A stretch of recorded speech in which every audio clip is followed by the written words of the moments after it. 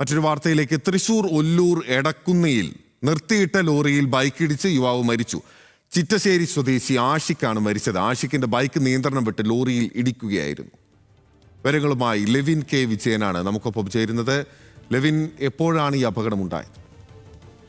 പിന്നിൽ ഇന്ന് രാവിലെ 7 മണിയോടുകൂടിയാണ് അപകടമുണ്ടായത്. ഒല്ലൂർ എടക്കുന്നയിൽ ESI ആശുപത്രിക്ക് സമീപമാണ് അപകടം നടന്നത്. തൃശൂർ ഭാഗത്തു നിന്നും പോയ ചിറ്റിശ്ശേരി സ്വദേശിയായിട്ടുള്ള ആഷിഖ് എന്ന 27 വയസ്സുകാരൻ ഓടിച്ച ബുള്ളറ്റ് ബൈക്ക് നിയന്ത്രണം തട്ടി നിർത്തിയിട്ടിരുന്ന ടോറസ് ലോറിക്ക് പിന്നിൽ ഇടിക്കുകയായിരുന്നു. സംഭവത്തിന് പിന്നാലെ തന്നെ യുവാവിനെ ആശുപത്രിയിൽ എത്തിച്ചെങ്കിലും ആശുപത്രിയിലേക്ക് എത്തുന്ന വഴി തന്നെ മരണം സംഭവിച്ചു. ചിറ്റിശ്ശേരി സ്വദേശിയാണ് 27 വയസ്സുകാരനായ ആഷിഖ്. ഇന്ന് രാവിലെയാണ് ഈ സംഭവം നടക്കുന്നത്.